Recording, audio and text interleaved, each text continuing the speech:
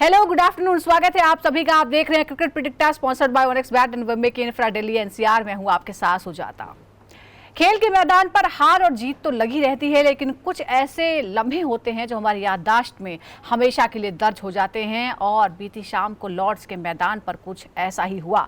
Lord's के मैदान पर टीम इंडिया को दिल तोड़ने वाली हार का सामना करना पड़ा। इंग्लैंड ने ऐतिहासिक टेस्ट को सिर्फ 22 रनों से जीता और 5 मैचों की सीरीज में 2-1 की बढ़त बना ली है। आखिरी दिन भारत को 193 रनों का टारगेट मिला था, लेकिन पूरी टीम 170 पर सिमट गई और सिर्फ 22 रनों का वो फासला था। यह हार सिर्फ एक टेस्ट में नहीं बल्कि विदेश जमीन पर भारत की सबसे करीबी हारों में से एक है।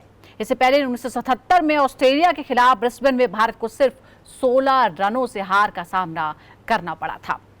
भारत की दूसरी पारी की शुरुआत बेहद खराब रही। बिना खाता खोले सिर्फ 5 रन के स्कोर पर जब यशस्वी जायसवाल आउट हो गए, फिर करुण नायर, शुभमन गिल और आकाशदीप भी जल्दी जल्दी लौट गए। केएल राहुल ने जरूर 39 रन से लड़ाई लड़ी। पंत ने तेज 9 रन भी बनाए, लेकिन विकेट गिरते रहे। एक छोर पर डटे रहे रविंद्र जडेजा, जिन्होंने 181 गेंदों का सामना किया और 61 रन बनाए। नाबाद वो लौटे। दूसरी ओर से कोई मजबूत साथ नहीं मिला, कोई साझेदारी नहीं मिली, कोई पार्टनरशिप नहीं हो पाई, जिसकी वजह से हार का सामना करना पड़ा। अकेले जडेजा की ही जंग थी और वो आखिर तक लड़ते हुए नजर आए। अगर हम भारत में मैच की बात करें तो उसका पूरा श्रेय जाता है गेंदबाजों को, खासतौर पर वॉशिंगटन सुंदर को।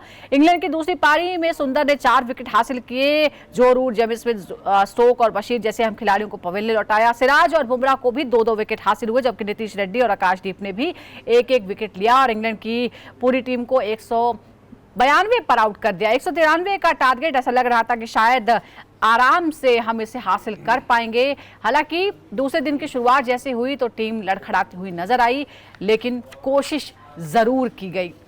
अब क्योंकि ये 5 मैचों की सीरीज है और अब 2-1 की बढ़त इंग्लैंड ने हासिल कर ली है, आगे ये मैच किस तरफ से जाएगा और आखिर ये जो मैच हुआ है उसका वो किस तरह से, कहां से वो मैच फिसला और क्या इस तरह की करीबी जो मामले थे वो कितने देखने को मिले हैं, ये जानने के लिए हम बात करते हैं एक ऐसे शख्स से जिन्हें बहुत तजुर्बा है मैदान पर रहने का भी और मैदान के बाहर मैच का एनालिसिस करने का भी। हमारे साथ है पूर्व भारतीय क्रिकेटर मदन लाल जी। सर, ये इंग्लैंड में जो 22 रनों से भारत को हार का सामना करना पड़ा, इंग्लैंड ने अपनी, आपको क्या लगता है कि पूरी तरह से वो अपनी नसों पर काबू पाए रखे 22 रन से हराया?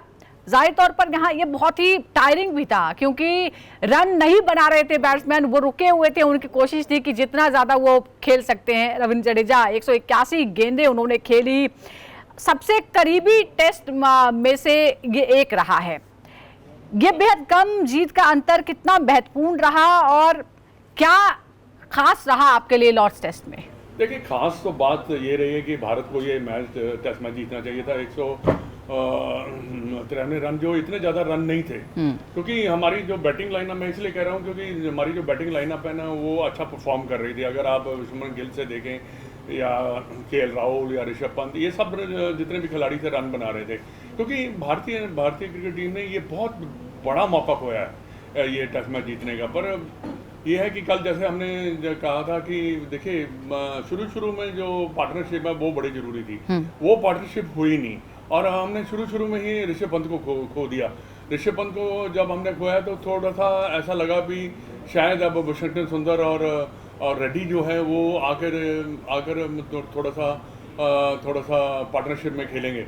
पर क्या है कि देखिए, आपको एक ही पार्टनरशिप चाहिए थे और वो पार्टनरशिप जो हमारे मेन बैट्समैन थे उनके साथ नहीं हुई, वॉशिंगटन सुंदर या रेड्डी या ऋषभ पंत के साथ नहीं हुई, वो हुई है बुमराह और सिराज के साथ। उन्होंने पूरी कोशिश की विकेट पे खड़ा रहने की और रविंद्र जडेजा ऐसे खेल रहे थे जैसे कि वो मैच जिता के ही बाहर निकलेंगे। पर एंड ऑफ द डे कहते हैं ना कि हम लाइन नहीं क्रॉस कर पाए।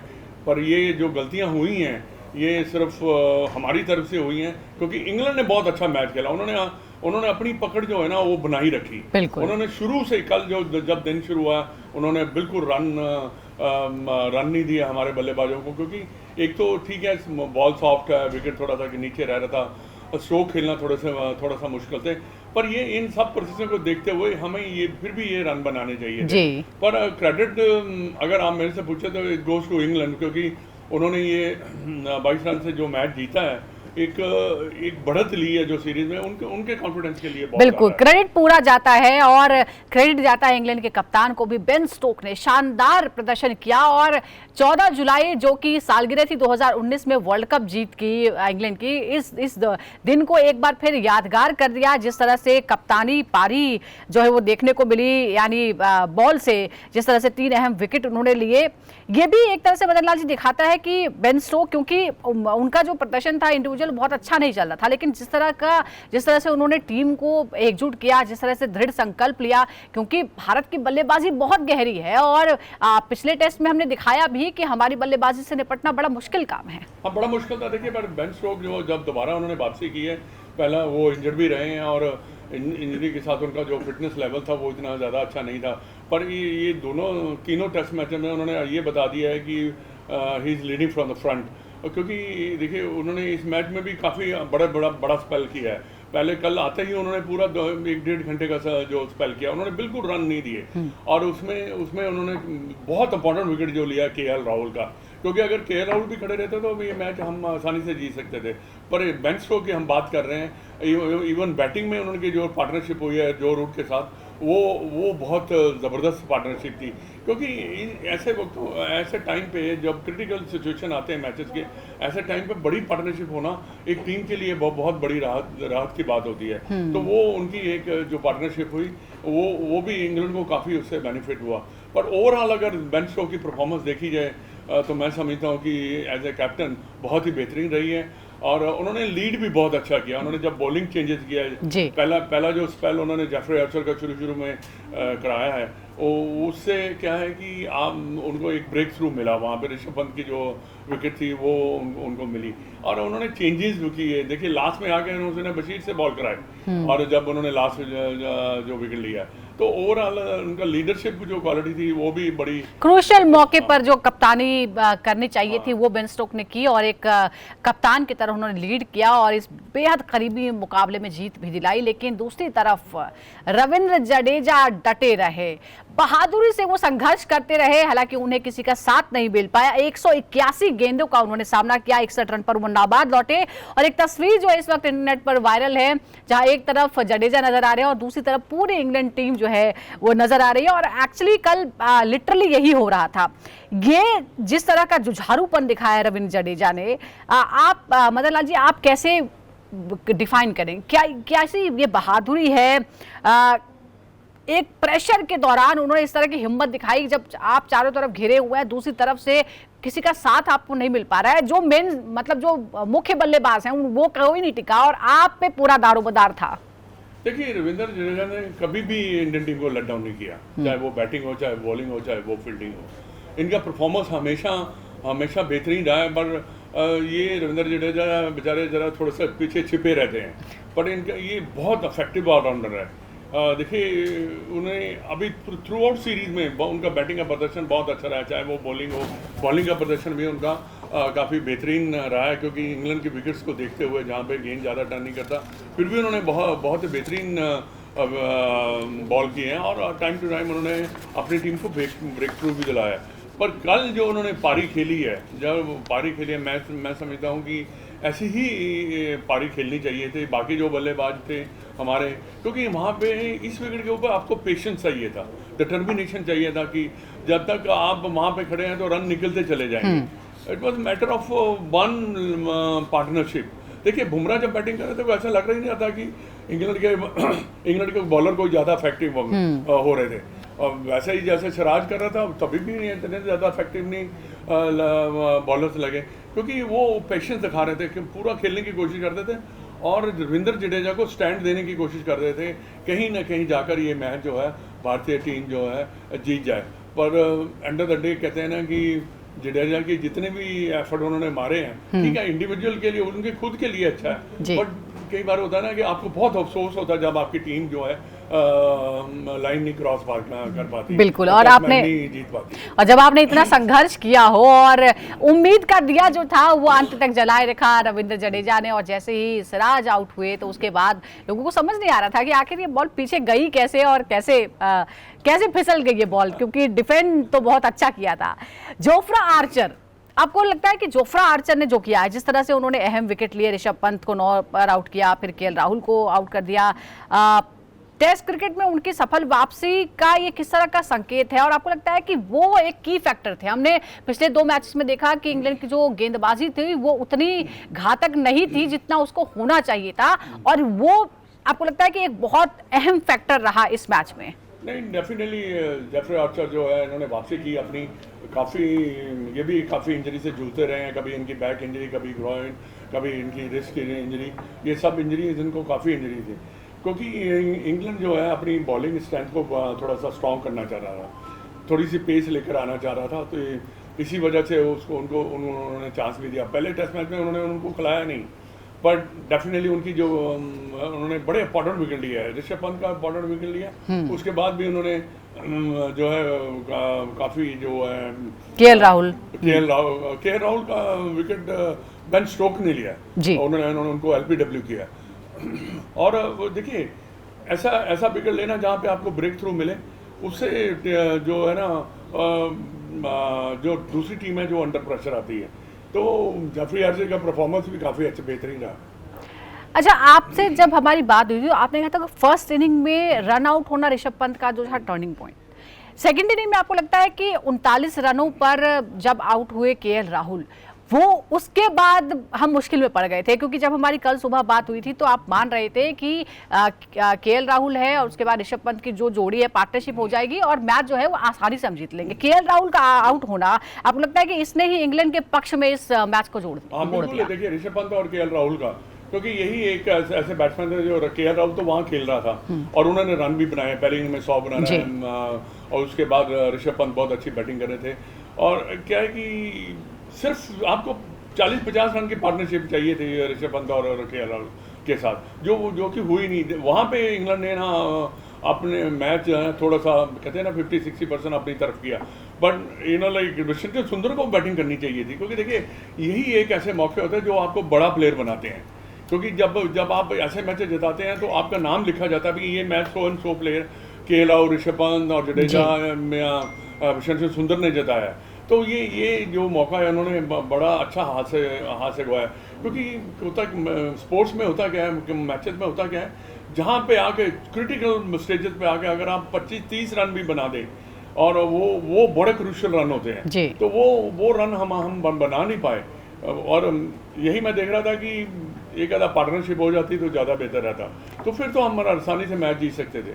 But hats off to Ravindra Jadeja, उन्होंने पूरी कोशिश की, बट जो हमें चाहिए था, जो एक तो हमारे शुरू में पार्टनरशिप नहीं हुई गेल और केएन नैयर के साथ, वो ये भी बड़ा जरूरी था कि हमें अगर थोड़ा सा अच्छा शॉट मिल जाता तो भी हम ये मैच जीत सकते थे। बिल्कुल ठीक है, बट कल जो मैच हुआ है उसमें थोड़ा सा पार्टनरशिप होनी चाहिए थी, अच्छा थोड़ा सा शॉट मिल जाता शुरू में लंच टाइम तक, तो इंडियन टीम ये मैच हार नहीं सकती थी। तो ये सीरीज अब किस दिशा में जाती हुई आपको नजर आ रही है? देखिए अब तो बहुत इंटरेस्टिंग हो चुकी है, क्योंकि ऐसी बात नहीं है, इंडियन टीम अच्छी क्रिकेट खेल रही है, और डेफिनेटली उन्होंने कुछ ना कुछ तो यहाँ से इस टेस्ट मैच में जरूर सीखा होगा, बट कहते हैं ना कि जब हारते हैं तो ज़्यादा सीखने को मिलता है, पर ये हार कई बार चुभती भी बहुत है, क्योंकि अगर इंडिया 2-1 अप हो जाता तो मैं समझता हूँ कि हम कह सकते थे कॉन्फिडेंटली कि ये सीरीज जो है भारत जीत सकती है। अब जो है आप ये कह सकते हैं कि 60% जो है इंग्लैंड की तरफ है और 40% जो सीरीज है इंडिया भी जीत सकता है, क्योंकि जैसे इंडिया टीम खेल रही है, परफॉर्म कर रही है। बिल्कुल, तो चौथे टेस्ट में बराबरी के लिए खेलेंगे फिर से एक बार, और कहते हैं एक मशहूर डायलॉग भी है कि दिल दुखा है पर टूटा तो नहीं है, वापसी जरूर करेगी टीम इंडिया। बहुत बहुत शुक्रिया आपका मदन लाल जी हमसे बात करने के लिए, थैंक यू सो। और मेरे साथ जुड़ गए हैं senior sports journalist taus Rizvi.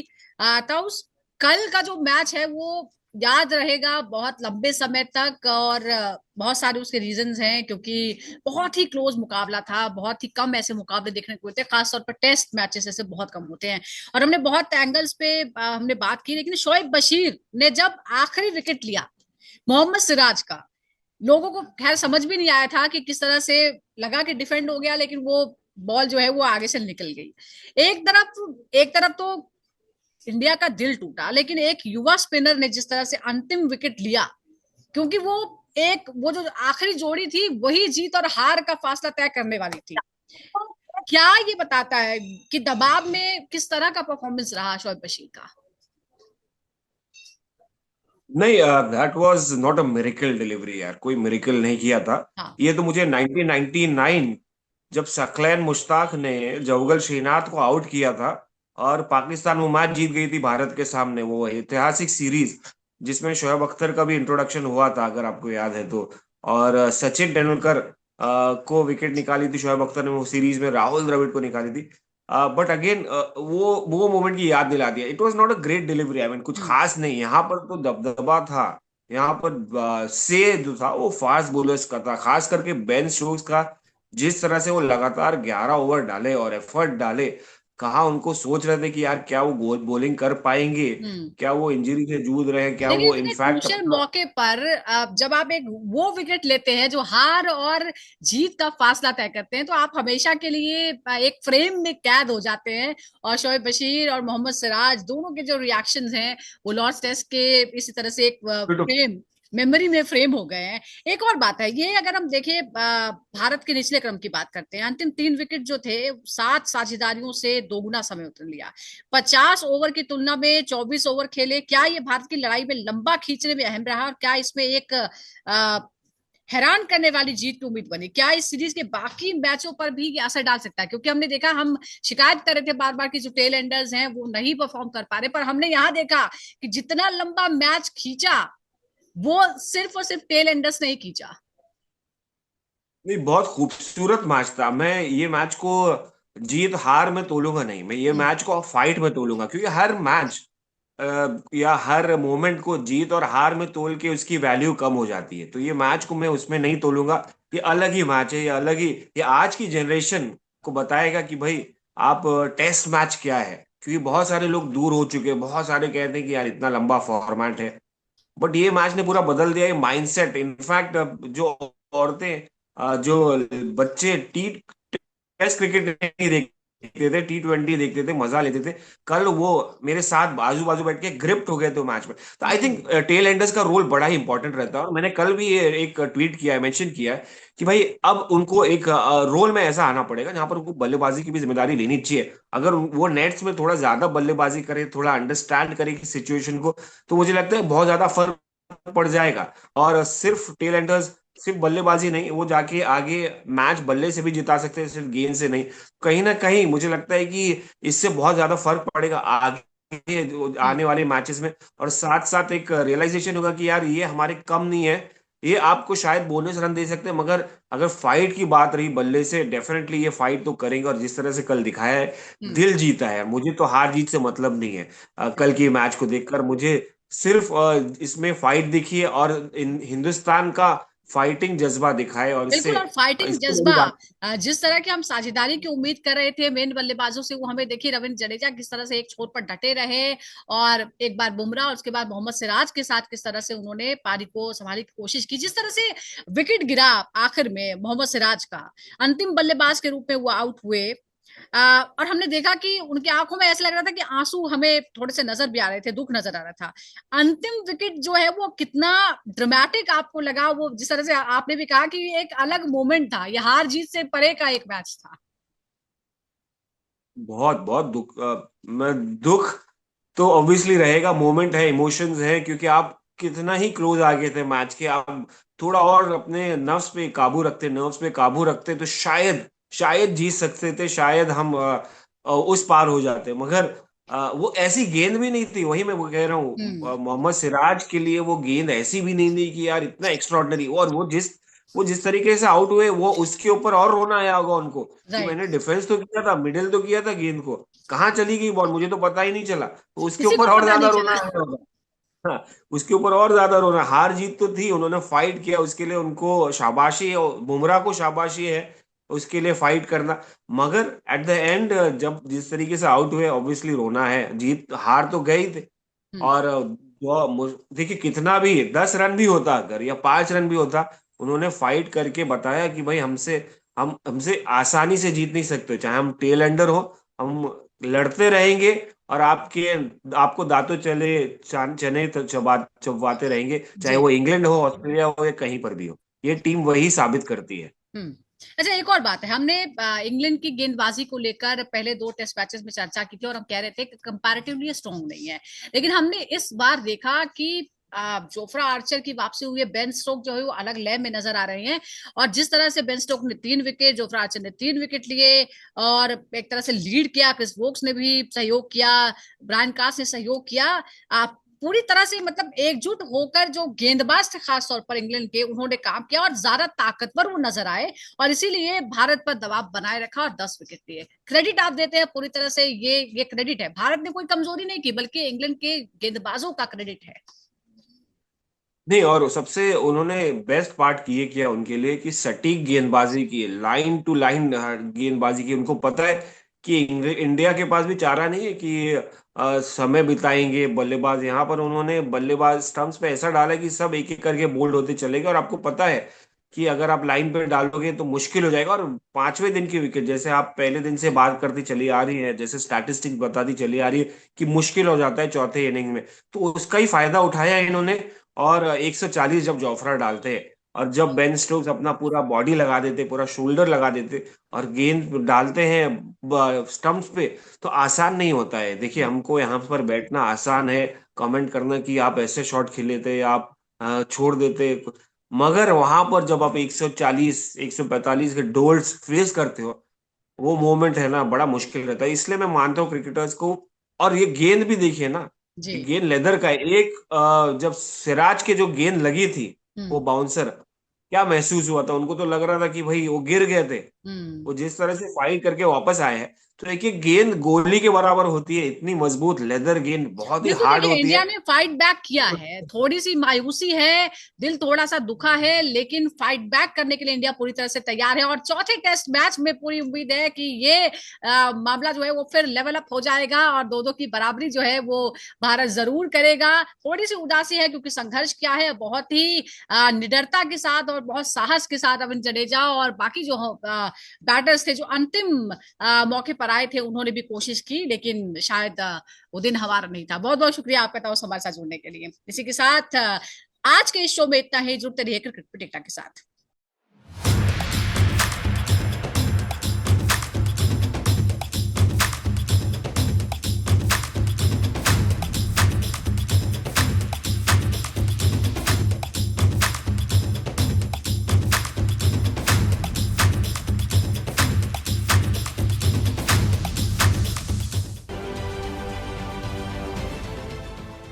देश विदेशातील प्रत्येक घडामोडींचे लाईव्ह अपडेट मिळवण्यासाठी आता साम टीव्हीच्या सर्व सोशल मीडिया प्लॅटफॉर्मला लाईक, फॉलो आणि सबस्क्राईब करा।